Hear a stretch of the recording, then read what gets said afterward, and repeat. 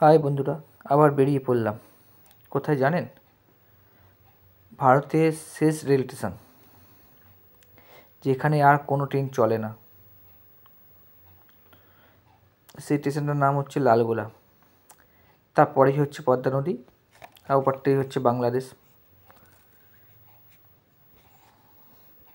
আর ওখানে দেখতে পাবেন আপনি, আমরা যে যাব শুধু বর্ডার দেখার জন্য যাচ্ছি না, আবার তো আমরা রাজবাড়ি যাচ্ছি। ওখানকার রাজবাড়ি আছে, উল্টো দিকে কালীবাড়ি আছে, আর মুক্ত জেল, মানে পাশে জেলখানা আছে, মুক্ত জেল, মানে যেটা আমি শুনেছিলাম যে কয়েদিদের বাইরে বার করে দিত, সন্ধেবেলা আবার চলে আসতো, সেই হিসেবে নাকি নাম ছিল মুক্ত জেল ওই জায়গাটা।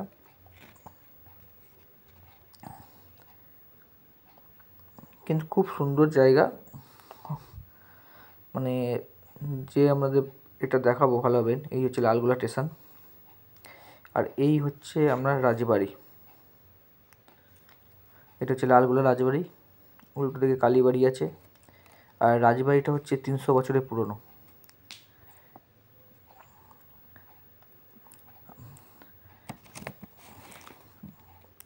আর কালীবাড়ির দেয়ালে ছবি আঁকা রয়েছে সব।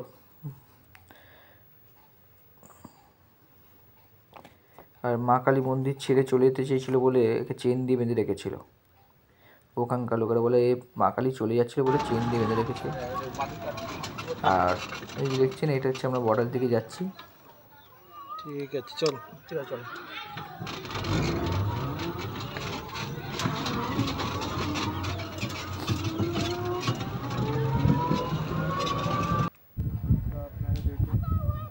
আজকে আমাদের দেখাচ্ছি